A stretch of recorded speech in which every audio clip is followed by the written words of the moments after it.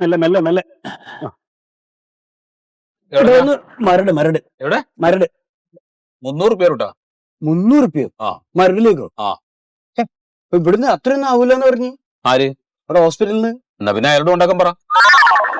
ചേട്ടാ 300 രൂപ എന്നൊക്കെ പറഞ്ഞ വല്ലാത്ത ചാർജ് അല്ലേ? 300 രൂപ എന്ന് പറഞ്ഞ എന്റെ പൊന്നു ചേട്ടാ, ആ കുണ്ടന്നൂര് വഴി വേണം അങ്ങോട്ട് പോവാൻ.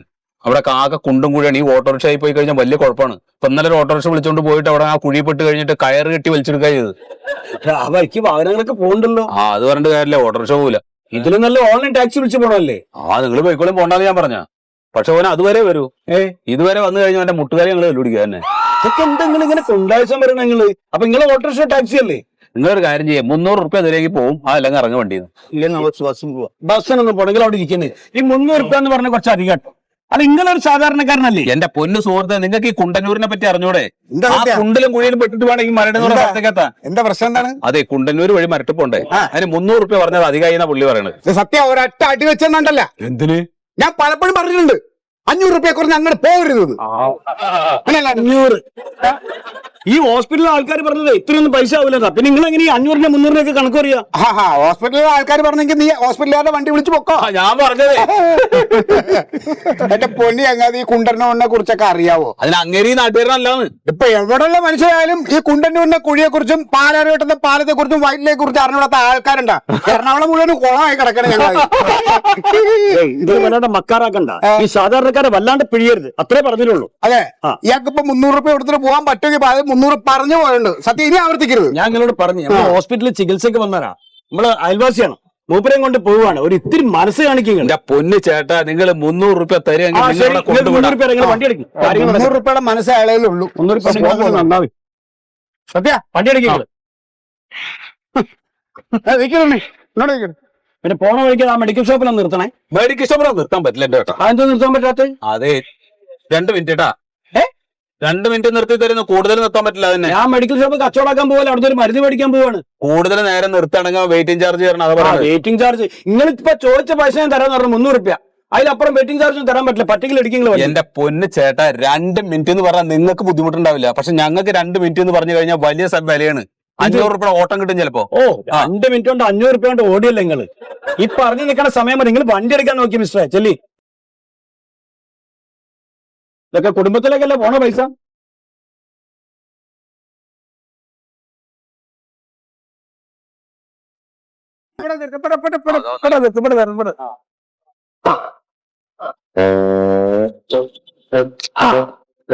എത്ര മാനേ? 40 അല്ലേ? എന്താ എന്റെ പേര്? പാരിജാതൻ.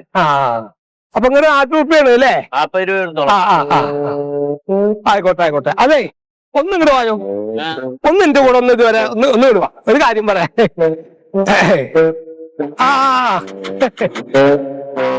അവിടെ എത്തിക്കോട്ടെ, അവിടെ എത്തി. ഇങ്ങോട്ട് പോരെ, ഇങ്ങോട്ട് പോരെ മാനേ. അതെ, നിങ്ങളുടെ കൂട്ടത്തില് ഒരു എന്താ ഈ കാട്ടുപന്നിക്ക് മീശ വെച്ച മാതിരി ഒരു ചങ്ങായി ഉണ്ടല്ലോ. എന്താ ഈ കയ്യുമ്മ നിറച്ച് ചരടൊക്കെ ആയിട്ട്. ആള് ഇവിടെ ഉണ്ടോ? ഓന് ഇവിടെ ഉണ്ടോ? അവിടെ അവിടെ. അത് ശരി, നിക്കട്ടവനെ.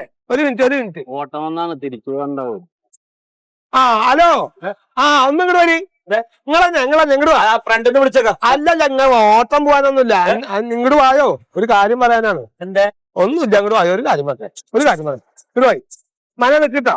അതെ അതെ, നിങ്ങളോട് എല്ലാരോടും കൂടിയിട്ട് ഒരു കാര്യം എനിക്ക് പറയാനുണ്ട്. അതെന്താ വെച്ചിട്ടുണ്ടോ? ഈ കാണുന്നതും മോട്ടോർസാണ്. ഓൻ ഓടിച്ചിട്ട് വന്നിട്ടില്ല. ആ കാണുന്നതും മോട്ടോർസാണ്. അതിന് നിങ്ങൾക്ക് ആർക്കും സംശയം ഉണ്ടോ?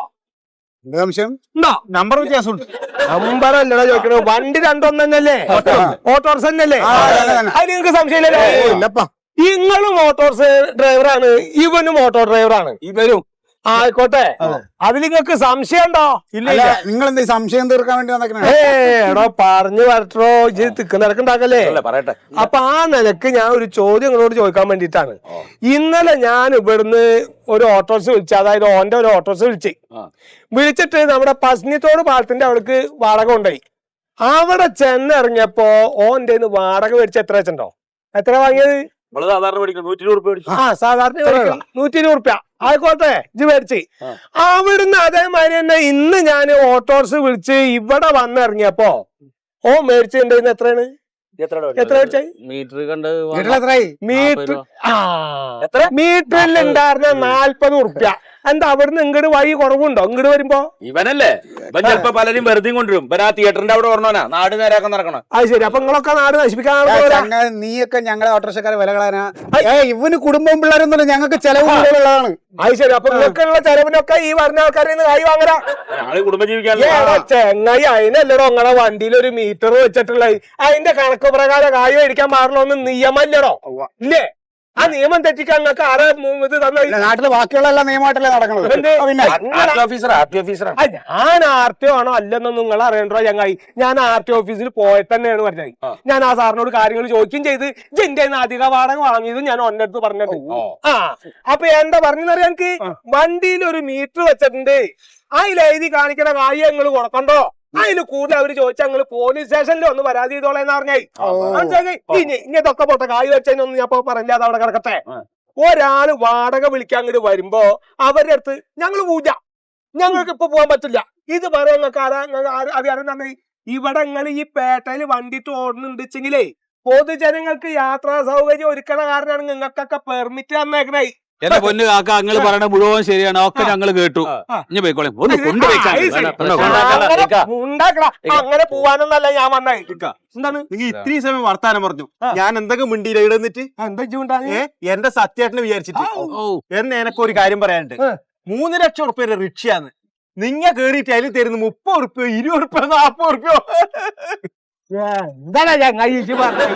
കോടിക്കണക്കിന് ഉറുപ്പയുടെ തീവണ്ടിയിൽ ഞാൻ ഈ ആലുവന്ന് കേറിയിട്ട് ആ വള്ളത്തോൾ നഗറിൽ പോയി ഇറങ്ങിയപ്പോ 20 ഉറുപ്പ്യ കൊടുത്തത്. പിന്നെയാണ് എന്റെ 3 ലക്ഷം ഉറുപ്പ്യ കാര്യം ചെയ്യും, യാത്ര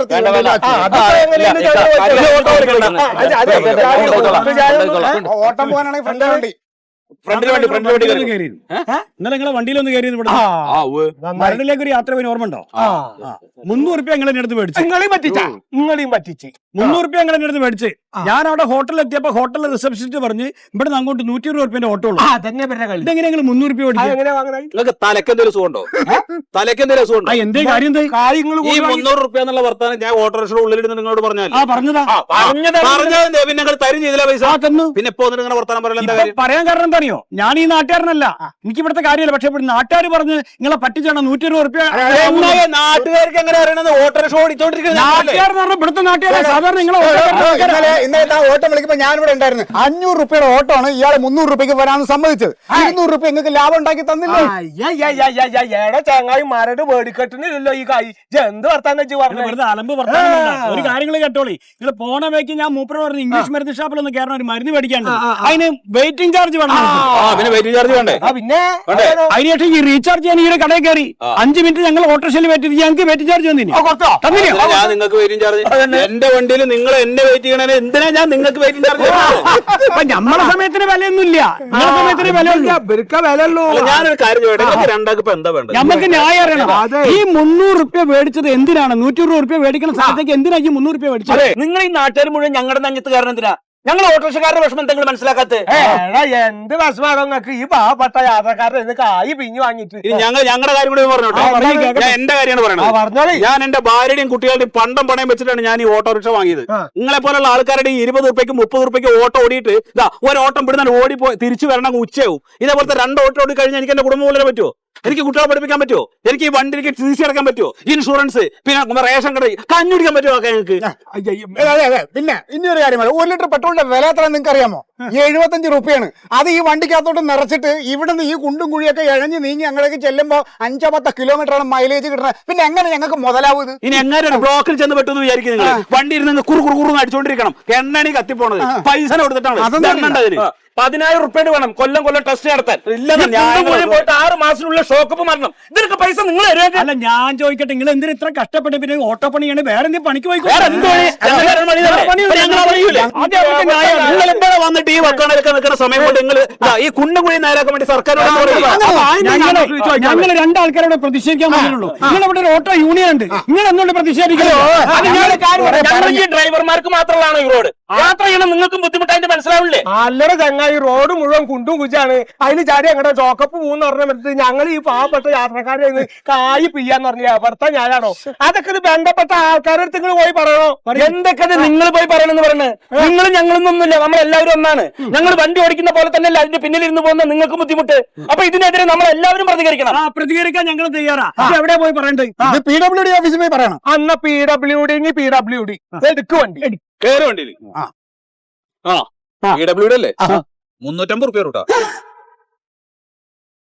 ന്യായം മായം മറിമായം